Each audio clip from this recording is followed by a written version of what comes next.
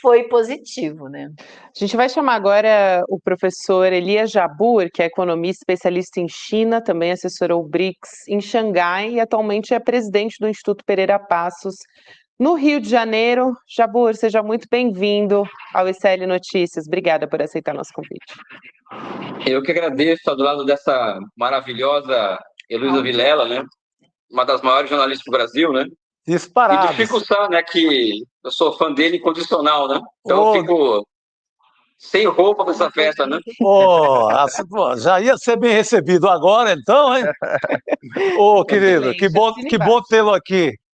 Assina embaixo. Obrigado. Já começa aqui a conversa, Jabbour, perguntando, não tem como ser diferente, perguntando a respeito dessa fala de Trump, de que ele vai transformar Guantánamo numa prisão para imigrantes. E aqui a gente está falando, em termos de números, né, de até 30 mil imigrantes em situação irregular, que ele chama de imigrantes ilegais, mas enfim, a gente adota como nossa política não chamar pessoas de ilegais, né, professor? Bem, eu acho que a Heloísa me conhece muito bem, sabe que eu gosto de falar de forma direta sobre as coisas, sem dar muita volta. Eu acho que existe uma reedição de um fascismo 4.0, né, na figura do Trump, e esse fascismo que surge com muita força se expressa em algumas atitudes e algumas ações, né, algumas ações e algumas execuções, né? A execução da tese de Guantánamo enquanto uma prisão de imigrantes é a face, vamos dizer assim, mais clara do fascismo que os americanos representam no mundo hoje. Por que eu estou dizendo isso? É bom a gente lembrar da história, se vocês me permitam. O Georgi Dimitrov, que foi o presidente da Terceira Internacional, ele foi julgado pelo incêndio do Reichstag em 1933. O juiz caiu no erro de perguntar ao Dimitrov o que ele acha do nazismo. E ele falava o seguinte: para mim é um fenômeno normal, é um fenômeno cíclico, assim como o capitalismo. E a próxima vaga fascista vai surgir do outro lado do Atlântico, né? Ou seja, ele falou isso em 33. E essa vaga fascista do outro lado do Atlântico está se realizando nos Estados Unidos, né? Então, historicamente, para mim não é nenhuma surpresa o que está acontecendo. Os Estados Unidos hoje, eles são um criadouro, é um ninho de seitas de extrema-direita. O Trump representa apenas uma delas, né? Então, a lógica quase natural dos acontecimentos é esse tipo de coisa que a gente está vendo, né? A questão da expulsão de imigrantes e agora essa aberração anti-humanista de transformação do Guantánamo numa prisão para imigrantes, ou seja, nada fora do script do fascismo que surge do outro lado do Atlântico e não na Europa, né? Elô. Professor, a gente está vendo não só essa ascensão do fascismo, essa expulsão dos imigrantes, me parece que ela só vai levar a uma derrocada ainda maior da economia americana, mais rápido do que a gente poderia prever. E, ao mesmo tempo, a gente viu essa semana essa surpresa que o mundo teve com a inteligência artificial, o projeto chinês, que abalou as bolsas americanas, fez com que as empresas deles de inteligência artificial despencassem e mostrou para o mundo a eficiência do sistema chinês através desse desenvolvimento, investimento no desenvolvimento dessa inteligência artificial. Então, a gente tem, ao mesmo tempo, me parece, aí eu queria o seu comentário, uma ascensão muito rápida de um lado e me parece que vem aí uma decadência ainda mais rápida do outro. Eu também vou dar um papo reto aqui, me permitam a indiscrição. Eu acho que é a derrocada do capitalismo financiarizado, lenta, gradual, de forma não segura, porque os americanos, eles como acreditam que são um povo eleito por Deus, não vão entregar fácil a rapadura, como entregou a Inglaterra em seu tempo, Portugal, Espanha. Eles não aceitam o jogo em que todos ganham, só um deve ganhar na cabeça deles, né? Então, acho que o mundo ele está muito perigoso por conta disso, né? Eu acredito que os americanos preferem que o mundo acabe a ver eles acabarem se serem ultrapassados por outro país primeiro. Então, nesse aspecto, o espectro da militarização do mundo do avanço de uma ditadura militar global, né? É o espectro que nos ronda atualmente, mas, por outro lado, nós vemos o renascimento ou a consolidação do socialismo enquanto projeto, enquanto uma engenharia social mais avançada do que qualquer capitalismo hoje no mundo. E esse socialismo tem na China hoje a sua principal realização, a sua principal expressão, né? Então, em um dia a China anuncia que elimina a pobreza extrema, como aconteceu em 2020. Em outro dia, a China anuncia que está produzindo chips já de 5 nanômetros. Em outro, a China fala que está lançando um supercomputador. Em outro, a China transforma as inovações tecnológicas disruptivas em elementos que são eficientes para planificar a sua economia, ou seja, elevar a capacidade de previsão da sua economia. E agora, uma startup chinesa de alguns milhões de dólares consegue construir um sistema baseado na inteligência artificial muito mais avançado do que uma empresa que vale bilhões de dólares nos Estados Unidos. Para mim, isso é muito claro, e não uma conversa ideológica, é uma conversa prática, de que o socialismo, com características chinesas, é a mais avançada engenharia social hoje, em exercício no mundo de hoje, né? E que o mundo tem esperança e que a história não acabou como muitos achavam há 30 anos atrás, né? É isso, o Fukuyama errou feio, né, naquela sua previsão apocalíptica lá, né, professor? Mas eu queria saber de ti, você esteve na assessoria do BRICS e tal, agora com o Trump, qual vai ser o jogo do BRICS? Segue naquela linha de eliminar o dólar em algumas transações, recua um pouco nisso, como vai jogar a turma do BRICS agora nesse cenário desse Trump fascista jogando pesado com o mundo? É que as pessoas falam, Chico, de desdolarização ou em papel dos BRICS como se a gente bebesse água, ou seja, como se fosse uma coisa fácil, né? Eu não acredito em desdolarização nem no curto, nem no médio, nem no longo prazo. Eu acredito que vai ter esse processo já está ocorrendo em certa medida, é algo que está no horizonte, mas vai acontecer em uma velocidade muito menor do que acontece. Até porque mesmo a China, ela não está muito afim disso hoje.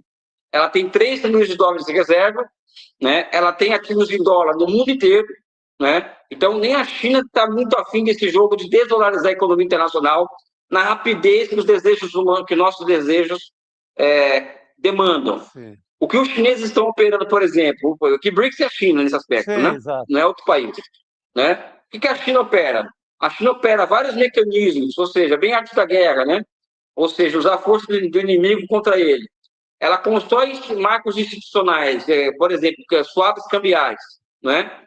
Utilizando, por exemplo, o caso da Argentina. Falar para a FMI, você pode converter a dívida da Argentina de dólar para yuan?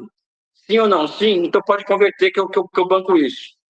Ao mesmo tempo que ela consegue se entranhar dentro do sistema dólar e começa a captar dólar e comprar dólares a juros menores do que oferecidos pelo Federal Reserve.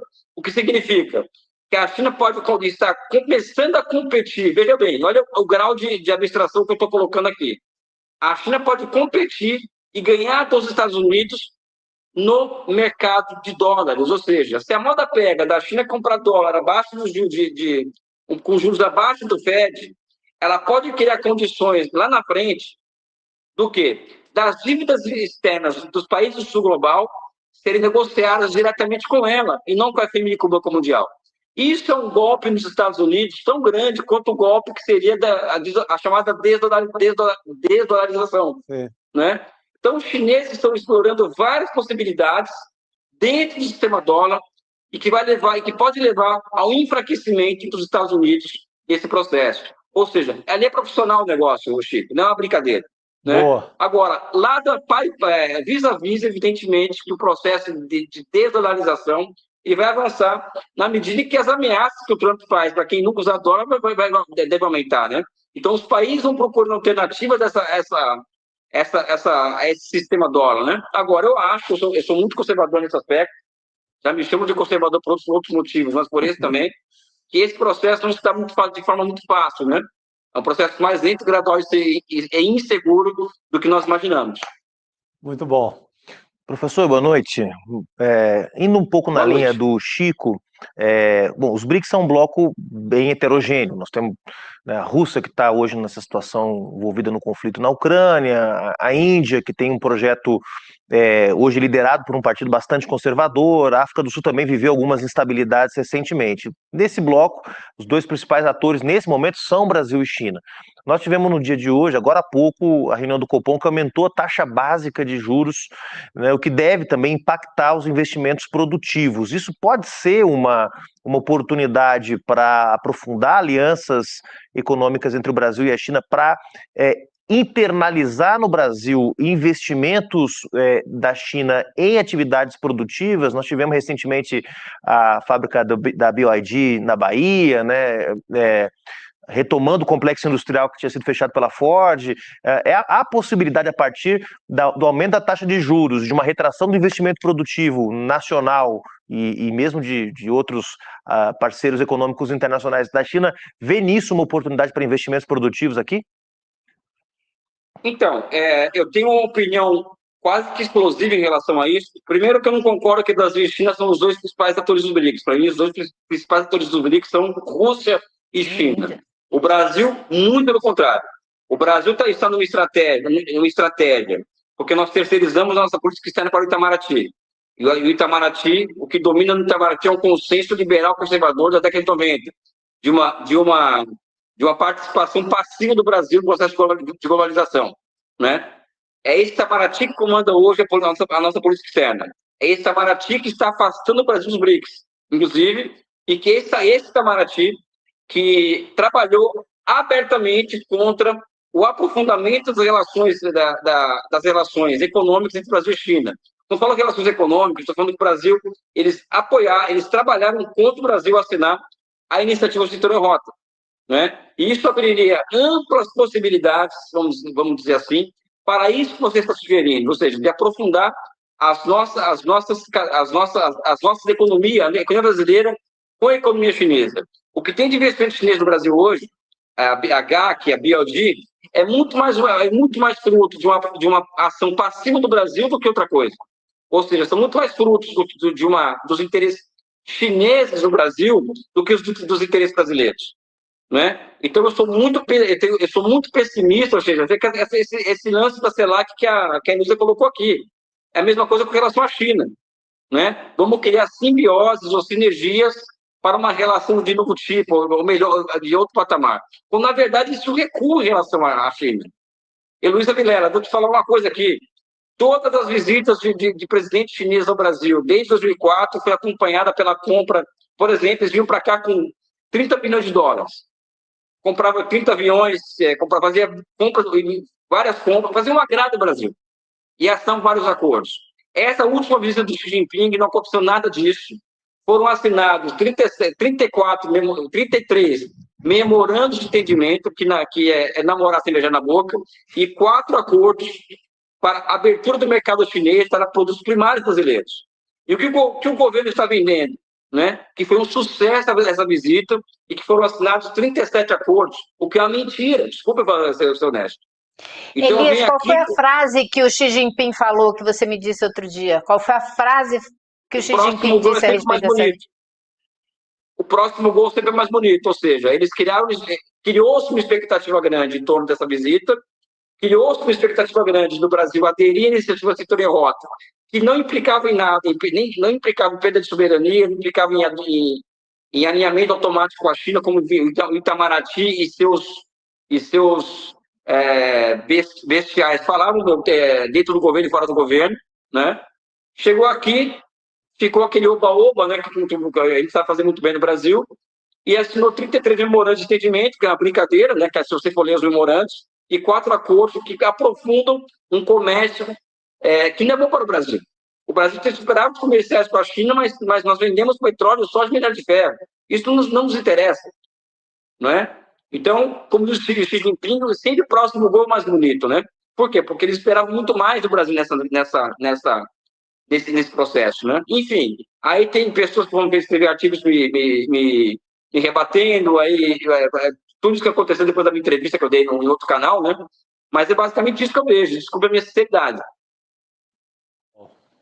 Professor, eu quero muito agradecer a sua presença, professor Elias Jabbour, que é economista, especialista em China, assessorou o BRICS em Xangai, também é presidente do Instituto Pereira Passos aí no Rio de Janeiro. Obrigada pela sua presença, é um prazer te receber e até uma próxima, seja sempre muito bem-vindo. Eu agradeço ao convite, eu peço desculpas por não falar as coisas mais agradáveis do mundo, né? Sabe, eu sei que não é muito legal falar as coisas que eu falo, mas eu tenho esse papel, né, Heloísa?